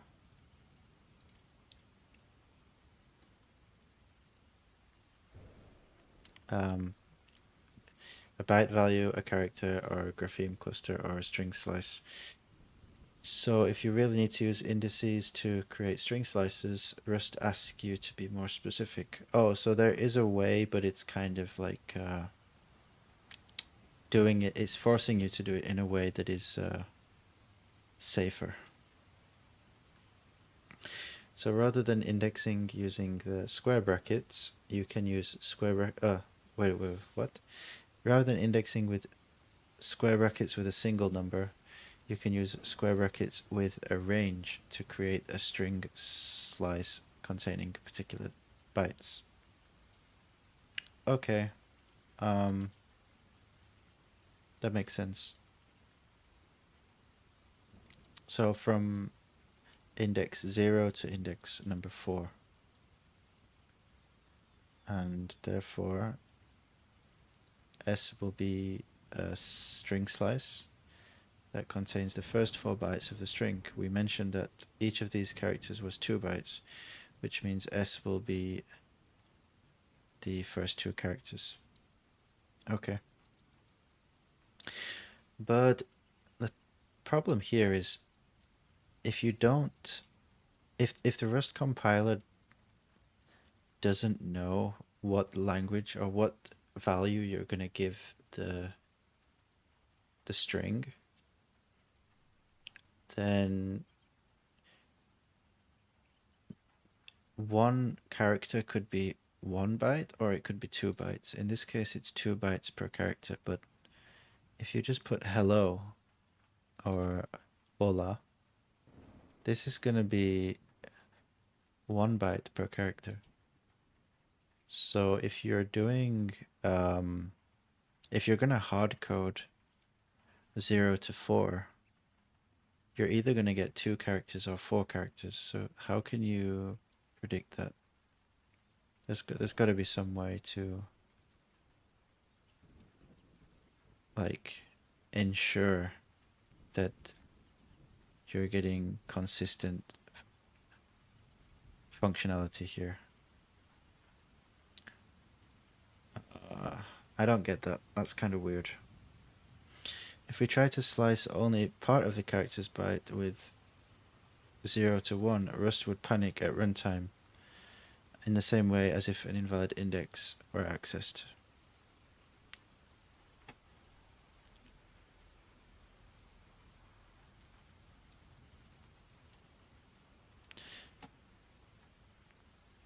Index 1 is not a character boundary.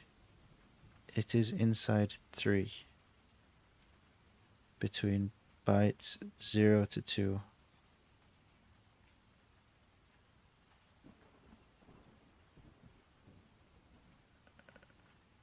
You should use caution when creating string slices with ranges.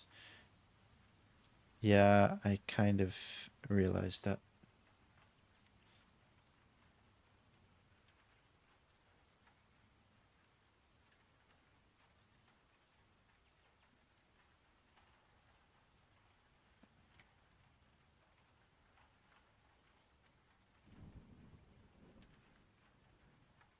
Elixir. Yeah, you guys are teaching me a bunch of stuff today.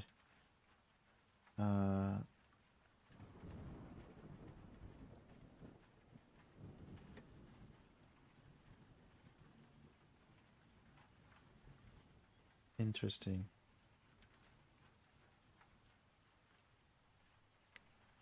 I have no idea about this.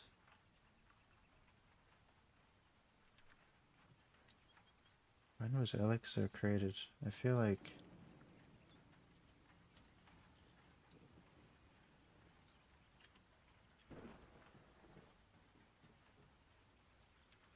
2012. Oh, so it's not too old.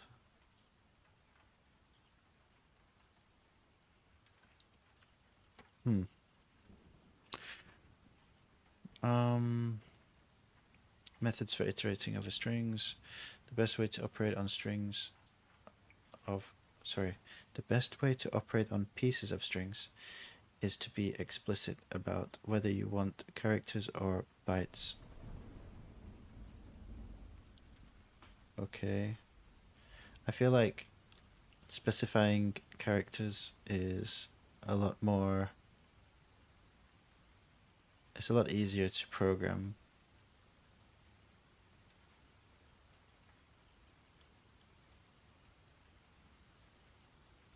Since the number of bytes is variable.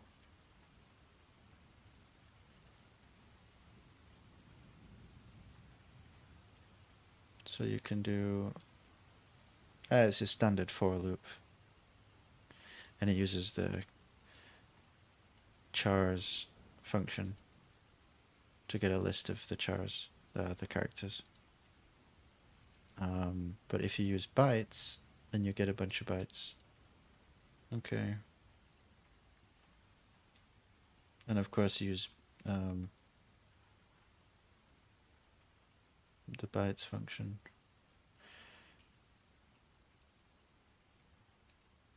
Yeah, I don't know, it's kind of strange if you ask me to use bytes. I think it just seems more predictable, like, behavior to use characters. But be sure to remember that a valid Unicode scalar may be made up of more than one byte. Yeah, that's the main point. You have no idea.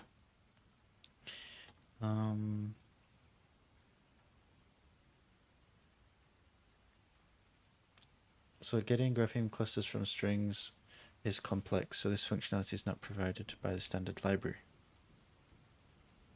But there are crates available if this is the functionality you need. Okay.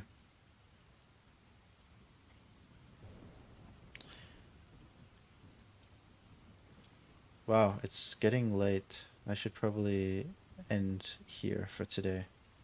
Holy crap, it's almost midnight. What the heck? Oh, I have to wake up at 5 a.m. as well. That's not good.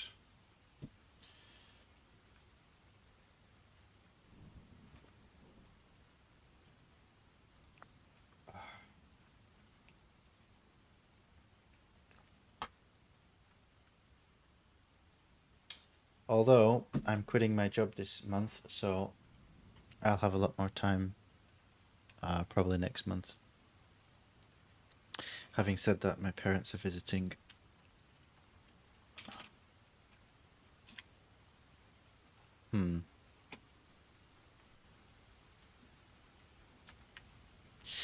Yeah.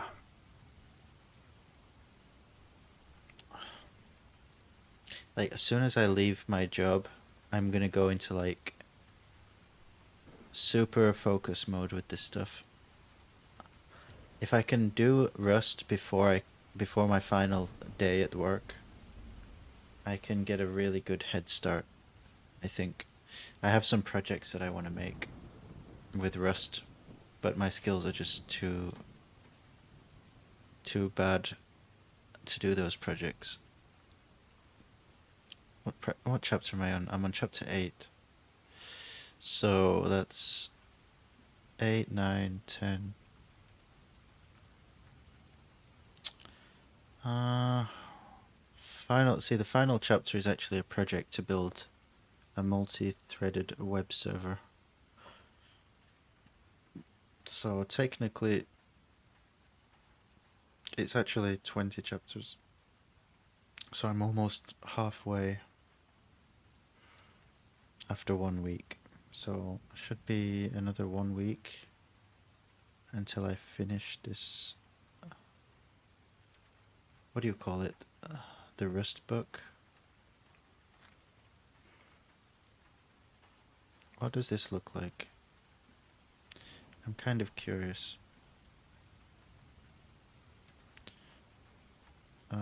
What's the code for this web server?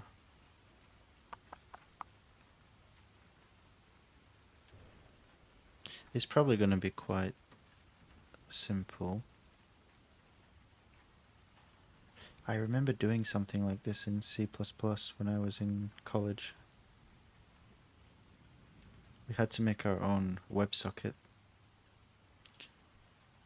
and client server application.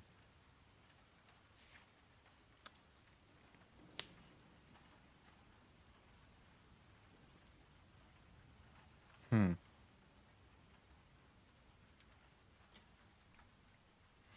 looks interesting. It's gonna be at least probably 10 more days until I do this though.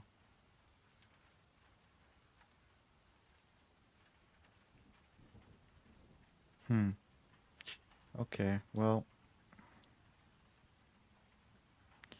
like if I read this code last week, I would have zero clue what it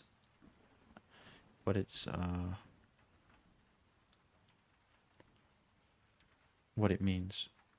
But no, I can actually understand this now. That's pretty cool.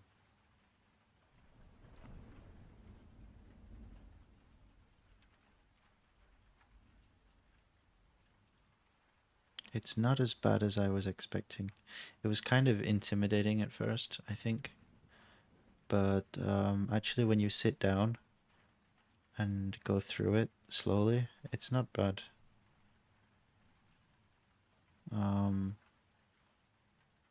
Plus you have AI these days. You can basically ask it anything. I mean, it's good enough to teach you code, which is also making things easier. But at the same time, if it gets slightly better, it's going to replace every engineer. So that's kind of scary. I still need to finish going through this book too. I get too impatient and just start coding.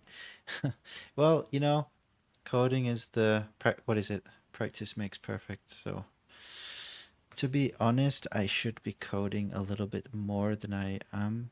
I think I'm reading a bit too much because I'm gonna forget it later on. It was the same when I learned the Japanese language. In the beginning, I just read loads of books and I always forgot the stuff I learned because I never practiced it. And then I came to Japan and I just spoke every day, and suddenly I got much better very quickly. So I think you're doing it the right way, but definitely there's some very good explanations in here. And it is a lot of text sometimes. I mean, not this chapter, but I don't know. It's not bad. It looks like a lot of text, but I think it's only like that because they break it down like very simply. Like they simplify it a lot, so it's gonna take more paragraphs. But I feel like I can skip some of these sections when it's kind of obvious, you know. What sort of coding do you like to do for practice?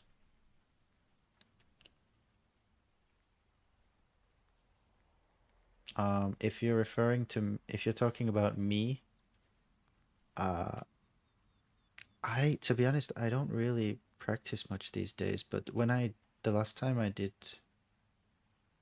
what did I do? The last time I did like a project.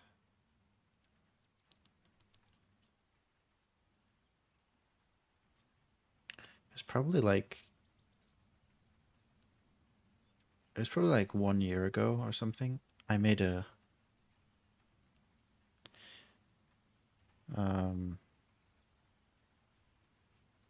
so I did the trading bot for Bitcoin in Python. That was like 3 years ago. That's just because I wanted to know if I could just make something very simple that's going to make me a lot of money. And I realized that, I mean, I kind of knew it that because I worked in the fintech industry a little bit, that the professional level trading bots are just super advanced. So there's no way you can beat them.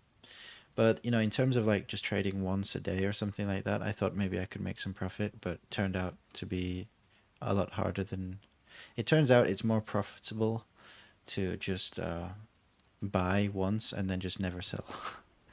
um, you know, assuming that it keeps going up in value. But I did that like 3 years ago in Python, and then Python and Java. And then last year I did like a little auto clicker thing because I was playing some games, but I didn't want to keep clicking, so I just made a quick like little tool. So in my case, if you're asking me, I just randomly do some projects when I need something. But I want to start doing it as a hobby, like doing projects just to enjoy it and to make stuff, because that's what I actually I kind of enjoy it. So um yeah, I want to start doing that again.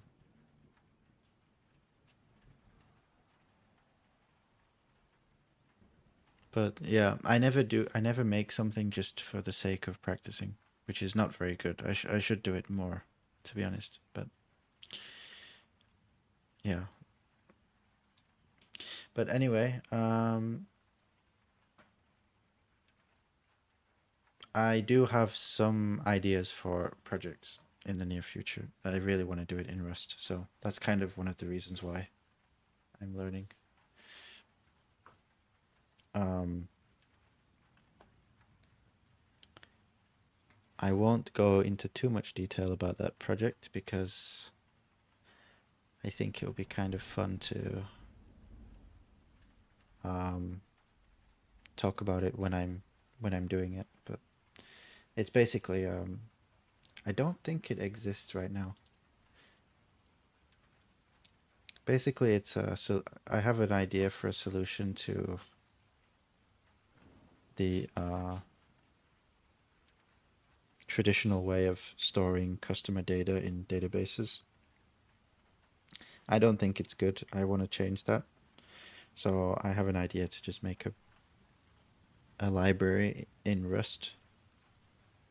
I mean, to be honest, I should be doing it in a different language, but I want to do it in Rust.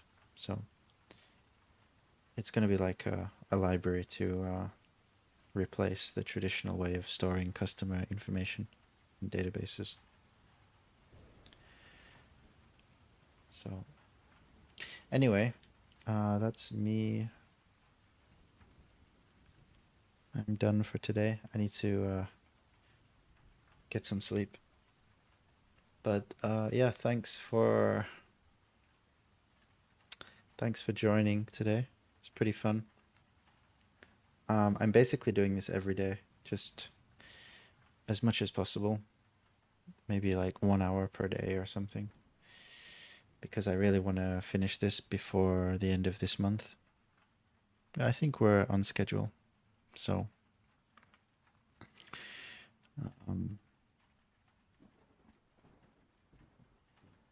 yeah, I'll be back on tomorrow.